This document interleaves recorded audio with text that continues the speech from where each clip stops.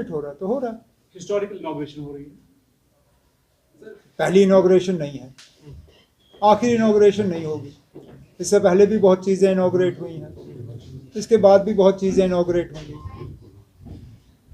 आप अगर इसमें सियासत लाना चाहेंगे तो वो आपका फैसला है। मैं तो सियासत से हट के बात कर रहा हूँ। ठीक है ना, मंदिर बना, मंदिर की इनॉग्रेशन हो रही है, मामला खत्म। पॉलिटिसाइज कौन कर रही है इस चीज को? कोई नहीं, आप कर रहे हैं ना, मुझसे सवाल करके आप पॉलिटिक्स कर रहे हैं। आप पॉलिटिकल जवाब चाहते हैं मुझसे, मैं आपको पॉलिटिकल जवाब दूंगा नहीं। इनॉग्रेशन है, खत्म। सर, आपने ट्वीट जाने से पहले आपने एक ट्वीट किया था, उसमें मैंने बहुत मीटिंग ट्वीट किए। उसमें आपने बताया था कि वहां से आने के बाद थोड़ा सा मुझे एनर्जेटिक होने दीजिए। वो क्या था? थोड़ा सा कुछ नहीं ना, क्या था,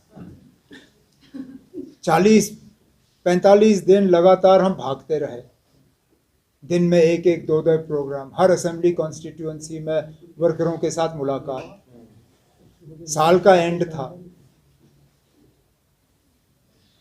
छुट्टी मनाने निकला, मनाई छुट्टी, वापस आ गया, अब आपसे मुलाकात कर रहा हूं, और क्या था।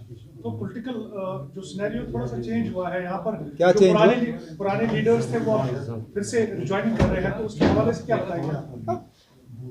जिस लीडर के हवाले से आप बात कर रहे हैं, पहले तो उन्होंने खुद कहा कि मैं कहीं गया ही नहीं था,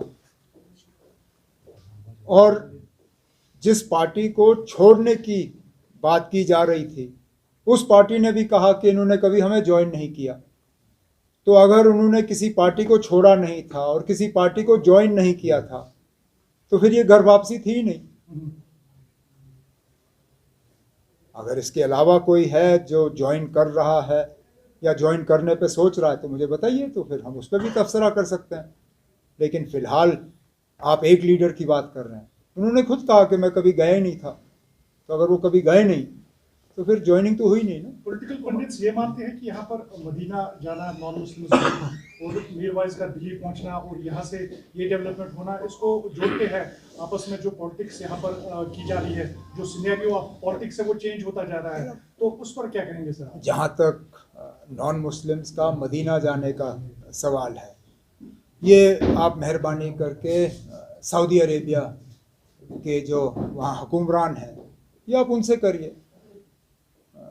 मस्जिद की देखभाल, फैसला ये कि कौन वहाँ जा सकता है कौन नहीं जा सकता है, वो आप और मैं यहाँ कश्मीर में बैठ के नहीं करते, वो तो रियाद में फैसला होता है। तो अगर इसको लेके कोई सवाल है तो बेहतर ये होगा कि रियाद में जो हुक्मरान बैठे हैं ये सवाल उनसे किया जाए। जहाँ तक यहाँ के मतलब पॉलिटिकल सिनारियो की आप बात कर रहे हैं, मेरे यहाँ से जाने के बाद और वापस आने में मुझे तो कोई ख़ास बदलाव नज़र नहीं आया है। जो एक्टिविटीज़ इससे पहले थी वो आज भी चल रही हैं, जो इससे पहले लीडर थे वो आज भी हैं, और जो इससे पहले बातें हो रही थी वो आज भी हो रही हैं। लोग बिजली को लेके परेशान हैं, लोग पानी को लेके परेशान हैं, लोग राशन को लेके परेशान हैं। मौसम ऐसा रहा है कि अब बीमारियां फैल रही हैं, लोग उसको देख के परेशान हैं। ये मेरे जाने से पहले भी हालात थे, आज भी हैं। सर उमर साहब, कोई अवामी नुमाइंदा नहीं है, न म्युनिसिपैलिटी, डीडीसी या असेंबली, इलेक्शन के बारे में क्या कहना है? ये हमारी बहुत बड़ी बदकिस्मती है। कहने के लिए तो हम दुनिया को कहते हैं कि India is the mother of democracy, लेकिन पता नहीं क्यों हम अपने हाथों से ही अपनी माँ की कत्ल जो है जम्मू कश्मीर में करना पसंद करते हैं। अगर मदर ऑफ डेमोक्रेसी है तो यहाँ क्यों नहीं?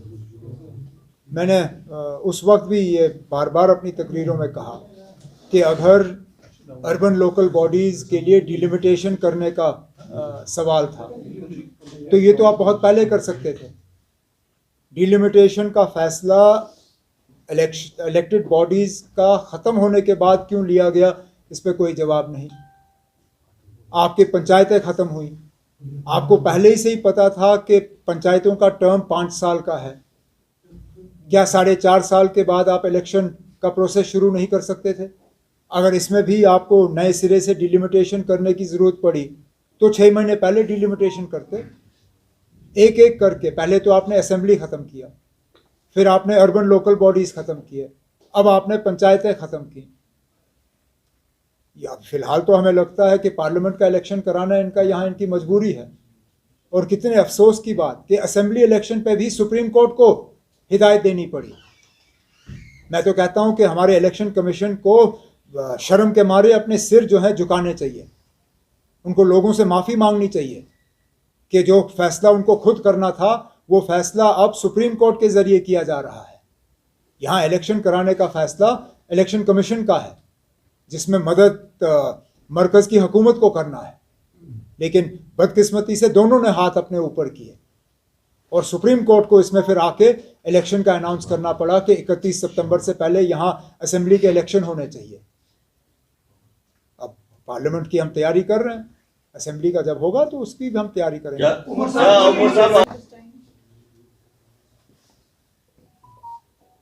National Conference has not yet sat down to finalize its candidates. I have not had the opportunity to discuss this or any other candidature with colleagues in the party. Once the process of discussing starts, then we'll see who are the best candidates that can be fielded from all the concerned constituencies. For me, first and foremost would be that Farooq Saab fights.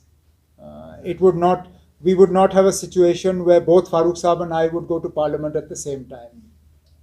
Should a situation arise where Farooq Saab steps back from this forthcoming Parliament election, then we'll see what the party chooses to do.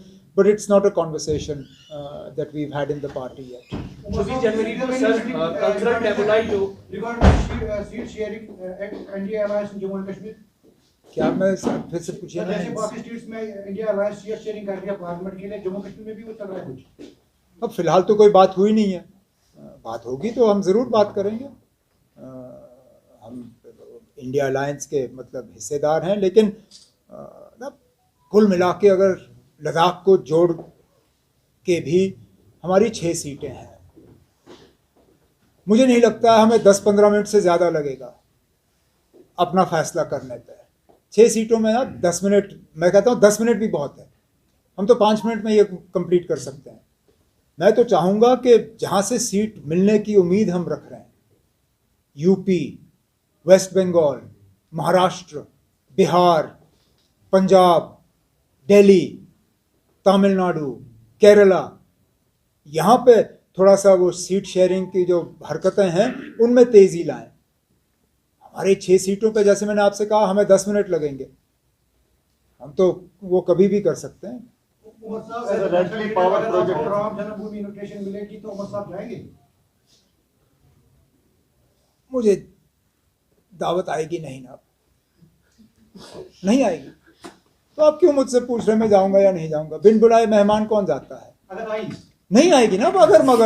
अगर आई, जिनको दावतनामा आना था उनको तो मिल गया ना, जो industrialist, cricketer, film stars, बाकी उनके नाम तो सबके सामने हैं। मेरा नाम कहीं है उस लिस्ट में? नहीं ना। ना इनका कोई इरादा है मुझे बुलाने का। जब इनका कोई इरादा नहीं है बुलाने का तो अगर मगर में हम क्यों पढ़ें? यूनियन टेरिटरीज को इस साल नहीं रखा गया है, जो कल्चरल इवेंट वहां पे होता है, जैसे कि ये कोई नई बात नहीं है। पंजाब और इसमें ये कोई नई बात नहीं है। हर रियासत और हर यूनियन टेरिटरी को हर साल नहीं दिया जाता मौका। इसमें मरकजी हुकूमत जो है वो चूज करती है किसको देना है और इसको नहीं देना है। अगर आपका सवाल ये है कि सिर्फ अपोजिशन स्टेट्स जो हैं उनको इससे बाहर रखा गया, तो मैं कहूँगा कि ये बदकिस्मती है। ये 26 जनवरी जो है ये बीजेपी का प्रोग्राम नहीं है, ये मरकज़ी हुकूमत का प्रोग्राम नहीं है, ये पूरे मुल्क का है। हाँ बेशक आप हर रियासत को हर साल मौका नहीं दे सकते हो, लेकिन सिर्फ अपोजिशन पार्टीज़ की हुकूमतों जो हैं उनको यहाँ से बाहर रखना इस पे दोबारा सोचने की ज़रूरत है। सर, रेड पावर प्रोजेक्ट जो राजस्थान को 40 साल के लिए एग्रीमेंट किया गया, सर उसके हवाले से थोड़ा सा जानना चाहिए। ये सीधा सीधा हमारे साथ लूट है, और क्या करें। प्रोजेक्ट हमारा, पानी हमारा, बिजली हमारी। अगर यहाँ पे हम लोगों को 24 घंटे बिजली हफ्ते के 7 दिन फराहम कर रहे होते तो मुझे कोई एतराज़ नहीं होता। राजस्थान क्या, आप तमिलनाडु और मालदीव्स तक ये बिजली पहुँचाओ, मुझे फ़र्क नहीं पड़ता। लेकिन हमारे लोग आज बिजली के लिए तरस रहे हैं। सख्ती में आप कोई हमारे साथ मतलब कोई रहम नहीं करते हो। जब आपको मीटर लगाने होते हैं तो आप हमारे घरों पे वो स्मार्ट मीटर जिसको आप कहते हो, जहाँ पहले पैसा भरना होता है फिर बिजली आए ना आए वो दूसरी बात है, वो मीटर लगाने में आप पीछे नहीं रहते हो, लेकिन बिजली आप फराहम नहीं करते। करिए, कोई बात नहीं, असेंबली इलेक्शन हो जाए, मैं देखता हूँ आप किस तरह हम इसको आगे चलाएंगे। सुप्रीम कोर्ट तक क्यों ना हमें जाना पड़े, ये बिजली राजस्थान नहीं पहुंचेगी। उमर साहब, अगर बिजली की बात करें, जैसे डाउनटाउन है, बाकी जगह है, हर महीने 150-150 रुपया चढ़ाया जाता है, उसके बारे में क्या? वही तो मैं कह रहा हूं ना, सख्ती में इन्होंने कोई कसर बाकी रखी? बिल टाइम पे, स्मार्ट मीटर, तमाम तरीकों से मतलब वो तंग करते हैं। लेकिन जब हम अपने पावर हाउस की बिजली हासिल करने की उम्मीद रखते हैं तो हमें पता चलता है कि वो भी 40 साल। ये मैं पहली बार सुन रहा हूं कि 40 साल, अभी तक तो 15-20 साल का होता था। ये 40 साल कहां से? ये हम नहीं होने देंगे ना, ये नहीं होगा। मैं आपसे अभी भी कह रहा हूं, इलेक्शन हो जाए, हुकूमत बनेगी, राजस्थान को ये बिजली नहीं पहुंचेगी। Sir, So one last question. So अभी जैसे INC is filing a review petition in SC today regarding abrogation of Article 370. So do you intend to file a review petition? No, if one review petition is filed, then the case is being reviewed. Then we will take a view whether we associate ourselves with it or not. As long as the decision, as long as the judgment is being reviewed, or a petition is being filed for its review, then the process has started. Once the process starts, then it's fine. Please remember, even with the original challenge to 370, what they did on 5th August 2019, we were at the forefront of it. Others joined later. In fact, those parties that weren't even part of the original petition, even they came forward and argued their case. People like Muzaffar Beg Saab, who took a completely different view in the Prime Minister's all-party meeting, and then took a completely different view in the Supreme Court. So I don't see why we have to decide now. We will take a decision going ahead, but as I said, so long as there is a party that is challenging the judgment of the Supreme Court, the process starts. Then those of us who want to identify ourselves with it later. How do you see the growing differences between the Maldives and India? And now the Growing differences between? Maldives and India. Maldives president now seek help from the Chinese, counterpart. How do you see this relation between the Maldives and India? जहाँ तक मालदीव्स किस मुल्क के साथ किस तरह के ताल्लुकात रखना पसंद करती है, वो मालदीव्स का अपना फैसला है।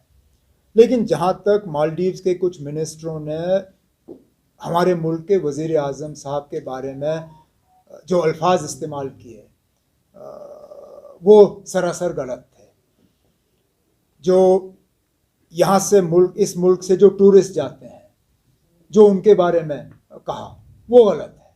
चीन के साथ आपके ताल्लुकात जैसे भी हों वो ठीक है, लेकिन हमारे मतलब इस मुल्क के वज़ीर आज़म या यहाँ से जो टूरिस्ट जाते हैं उनको इंसल्ट करना, इसकी कोई ज़रूरत नहीं थी।